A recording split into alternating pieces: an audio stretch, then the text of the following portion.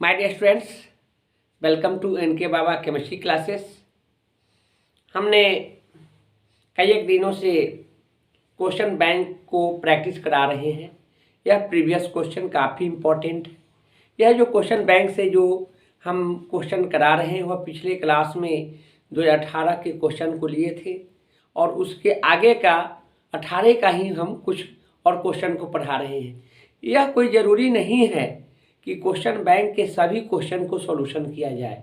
बहुत सारे क्वेश्चन से रिपीट भी किया है, बहुत सारे क्वेश्चन जो है कि उतना इम्पोर्टेंट नहीं है। हमने कुछ क्वेश्चन को इग्नोर भी किया है। तो इस बात को ध्यान में रखना है, माइंडेड नहीं होना है कि कुछ हम जो है वह कंटिन्यूटी बना करके और जो है लगा जितने भी क्वेश्चंस हैं वह सभी को सॉल्यूशन करें। अब सॉल्यूशन उस क्वेश्चन को करना है जो काफ़ी इम्पॉर्टेंट हो, तो इस बात के लिए सोचने की बात नहीं है। तो हमने कई एक वर्षों का जो क्वेश्चन है प्रैक्टिस में, जिसमें कहीं 10 क्वेश्चन है, कहीं 15 है, कहीं 28 है, उसमें से कुछ क्वेश्चन को हमने इग्नोर किया है क्योंकि ऐसा क्वेश्चन जो परीक्षा में आने लायक नहीं है तो उसको पढ़ने से क्या फ़ायदा है। अभी तो आप जानते हैं कि एग्जामिनेशन के लिए जितना अच्छा से अच्छा क्वेश्चन हो, जितना अच्छे से अच्छे क्वेश्चन प्रैक्टिस हो, वो आपके लिए ज़रूरी का चीज़ है। हम वैसा ही हमने किया है यहाँ भी। तो आपको हमने पिछले क्लास में बताए थे 2018 का क्वेश्चन, अभी भी हमने उसी 2018 के ही क्वेश्चन को लिया है और ऐसे आप मान के चलेंगे 2018 का जो क्वेश्चन है काफ़ी इंपॉर्टेंट क्वेश्चन है, काफ़ी क्वालिटी है उसमें, इसलिए हमने बहुत सारे क्वेश्चन को हमने यहाँ पर रखा भी है। तो आप देखेंगे कि पहला नेक्स्ट क्वेश्चन है, निम्नलिखित में कौन नेल्सन अभिकारक के साथ पीला या भूरा अवक्षेप देता है। आप जानेंगे नेल्सन एक वैज्ञानिक का नाम है, नेल्सन एक वैज्ञानिक का नाम है और नेल्सन का मतलब होता है पोटेशियम आयोडाइड। पोटेशियम आयोडाइड जो अवक्षेप ब्राउन प्रेसिपिटेट अर्थात भूरा अवक्षेप देता है वह कौन सा अभिकारक होंगे, वह नेल्सन अभिकारक होगा। इस बात को ध्यान में रखेंगे, यह याद करने की ज़रूरत है। बहुत अच्छा क्वेश्चन है, यहाँ पर हो जाएंगे Ki पोटेशियम आयोडाइड। नेक्स्ट है, एक कार्बनिक यौगिक बेंजीन सल्फोनाइल क्लोराइड से प्रतिक्रिया करता है तथा प्रतिफल जलीय सोडियम हाइड्रोक्साइड में घुल जाता है तो यौगिक है। यह जो क्वेश्चन लिया गया है वह आपको जो है एमीन चैप्टर से लिया गया है और एमीन में आपको देखेंगे कि एमीन को क्लासिफाइड करते हैं तो वह प्राइमरी एमीन, सेकेंडरी एमीन और टर्शियरी एमीन आते हैं, अर्थात प्राथमिक एमीन, द्वितीयक एमीन और तृतीयक एमीन आते हैं। जब एमीन में अर्थात नाइट्रोजन के साथ एक NH2 के साथ एक एल्काइल रहे तो प्राइमरी, जब NH के साथ नाइट्रोजन के साथ 2 एल्काइल रहे तो सेकेंडरी, और जब नाइट्रोजन के साथ 3 एल्काइल रहे तो टर्शियरी। यहाँ पर देखना है कि यहाँ प्राइमरी एमीन तो नहीं होगा, सेकेंडरी भी नहीं होगा, क्योंकि सल्फोनाइल क्लोराइड में जो है आपको टर्शियरी एमीन देता है। यह आपको NCERT बुक से है, एकदम बिल्कुल सेम इक्वेशन है। वहाँ पर आपको कौन होंगे, ट्राई एल्काइल एमीन अर्थात टर्शियरी एमीन अर्थात 3 डिग्री एमीन होगा। अच्छा क्वेश्चन है, ध्यान में रखेंगे इसको। नेक्स्ट है, एक यौगिक जलांशन के पश्चात 1 डिग्री एमीन देता है। तो यौगिक जलांशन के पश्चात जो 1 डिग्री एमीन प्राइमरी एमीन देता है वह साइनाइड से है। यह NCERT में इक्वेशन दिया हुआ है केमिस्ट्री में, तो आप साइनाइड के बारे में जानेंगे कि किससे होगा, तो साइनाइड के द्वारा। एनिलाइड नहीं होगा, एमाइड नहीं होगा, क्या होंगे, साइनाइड CN जो होते हैं उसके द्वारा होता है, जिस स्टीफन अभिक्रिया के नाम से जानते हैं। यह हो जाएंगे C हो जाएंगे। नेक्स्ट है RCOX + H2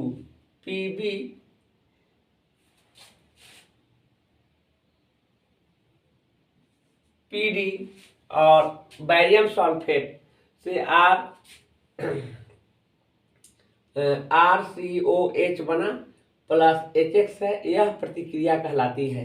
काफ़ी इंपॉर्टेंट है, यह रोजेनमुंड अभिक्रिया है। रोजेनमुंड अभिक्रिया भी आप देखिए हमने अभी तक जो क्वेश्चन का प्रैक्टिस कराया है उसमें 3-4 बार आया है।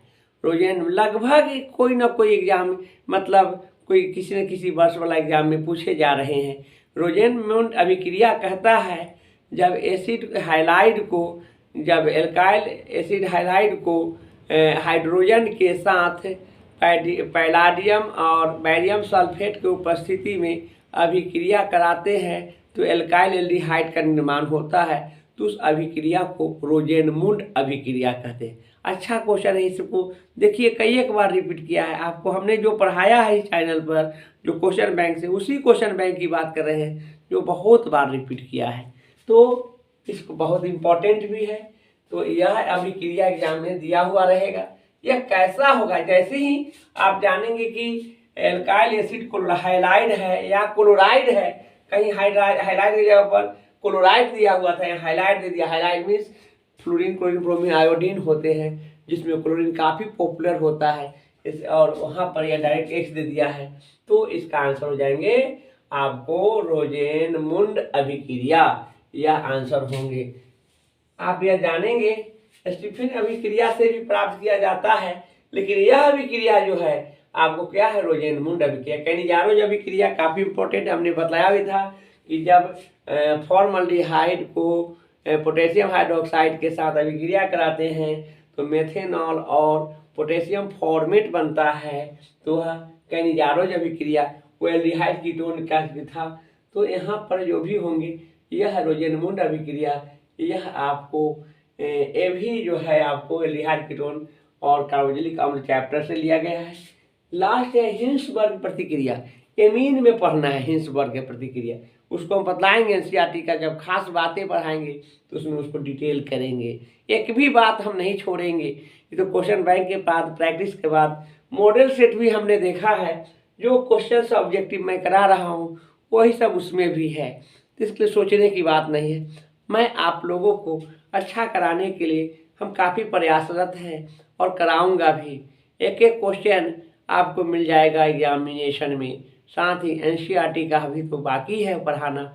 हर बातों को टू द पॉइंट समरी के रूप में पढ़ा दूंगा बहुत कम समय में, सोचने की कोई ज़रूरत नहीं है।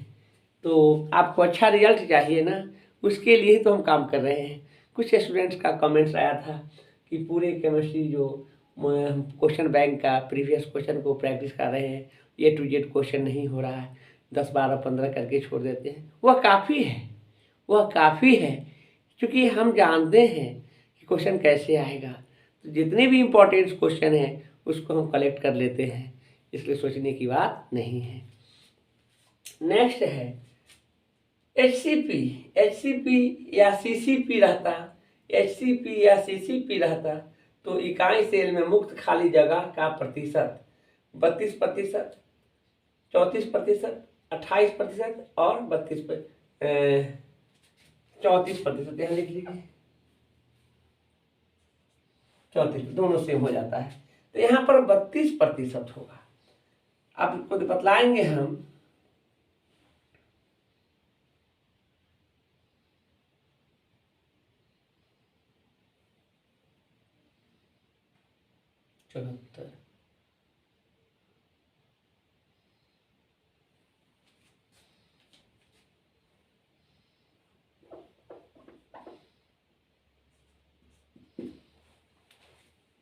HCP में जो है आपको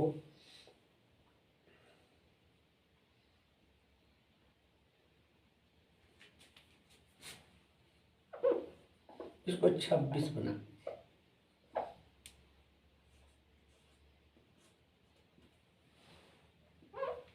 आप यहाँ देखेंगे HCP या FCC, HCP कहिए चाहे FCC कहिए चाहे CCP कहिए, क्वेश्चन का कुछ ऑप्शन थोड़ा गलत दिया था तो ये सब मैं ठीक कर रहा था। तो आप जानेंगे कि उसमें आपको होता है 78, 76%, 74%, 74% पाया जाता है। तो 74% आपका जो है HCP में आपको मुक्त सेल में खाली जगह पाया जाता है। तो 100 में से 74 घटा दीजिए तो कितना परसेंट बच जाएंगे, 26%। 26 और 74, हाँ 26%, इसका आंसर क्या हो जाएंगे 26%। देखिए यहाँ मैं बता देता हूँ, SC, BCC और CCP या HCP या FCC, इसमें जो है आपको भरा हुआ जो है 52.4%, इसमें 68%, इसमें 74% होता है। खाली जगह जो होगा 100 माइनस 52.4%, 100 माइनस 68%, 100 माइनस 74%।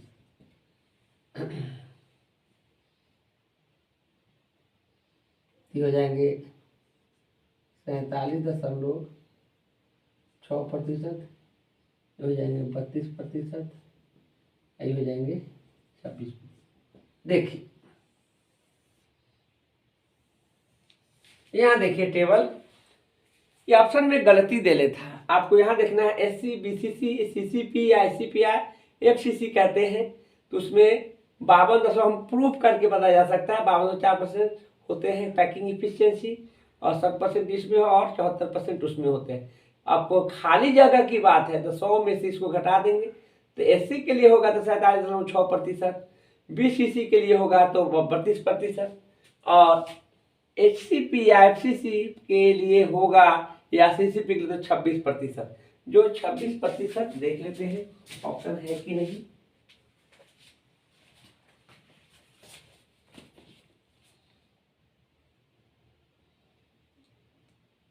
%26 ऑप्शन ही नहीं दिया है, तो आप सोच सकते हैं कि यहाँ पर है 32%, 34%, 28% और 30%।